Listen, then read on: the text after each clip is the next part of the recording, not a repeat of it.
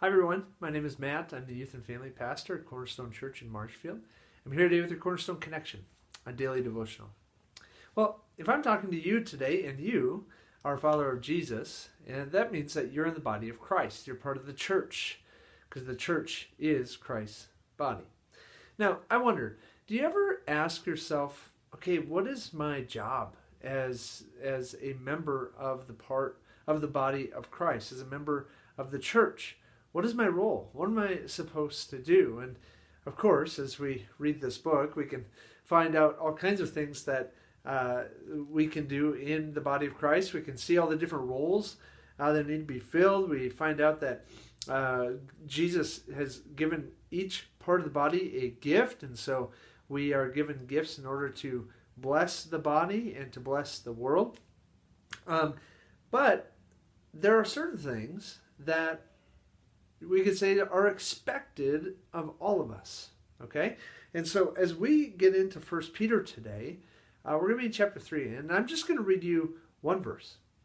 But in that one verse, we're going to see 5 virtues, okay? 5 virtues, 5 ways of behaving, these moral standards that really are a challenge for each believer of Jesus, each follower of Jesus, to enact, because it'll be good for the entire body of Christ.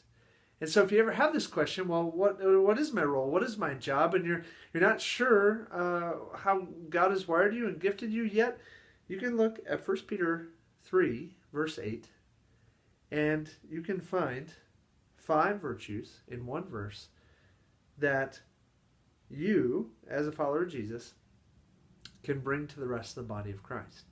Let's find out what they are. Join me. 1 Peter 3, verse 8.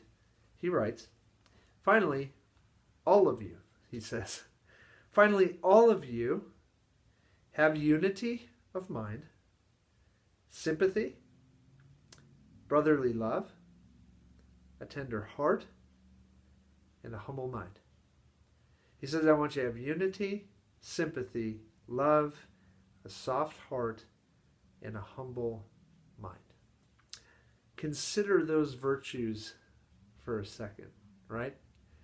And I just want you to dream for a moment. I'm not much of a dreamer myself, but if I force myself to do it, it can be quite enjoyable. I want you to dream for a moment of a church that prioritizes unity. That it is about the whole body. It is not about I. It is not about me. It's about we. And it's about the kingdom of Jesus. And seeking unity amongst the body for the good of the kingdom of Jesus.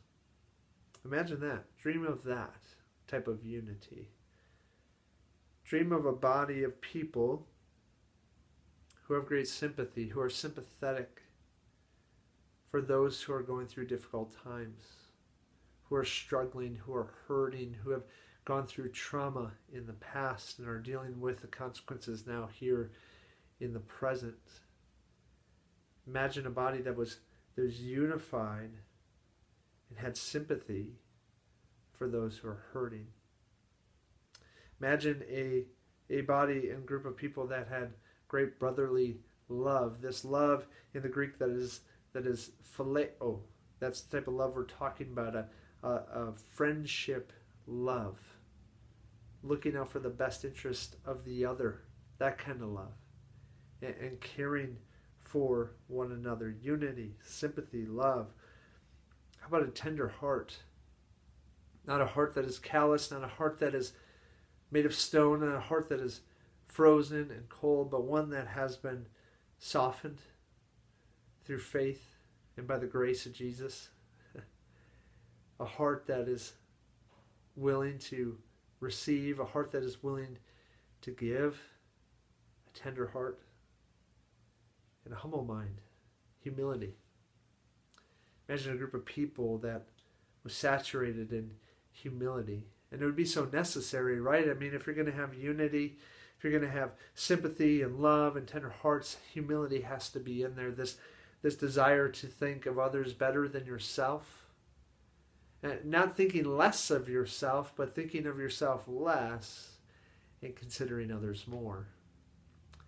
Imagine a group of people that were pursuing unity and sympathy for one another, brotherly love, and we're asking God to give them a tender and a soft heart and humble mind, putting themselves under Christ and under others. Man, I think we get glimpses of that, don't we? And unfortunately, we're sinful human beings. We're stained by sin, and we don't always carry these out perfectly and live these out perfectly. By no means. We just don't.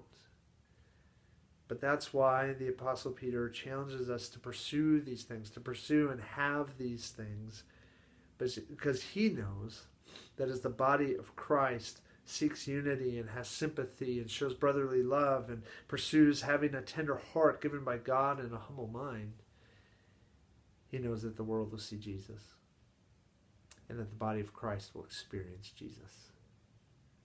So friends, along with me, in this one verse, let's pursue these 5 virtues.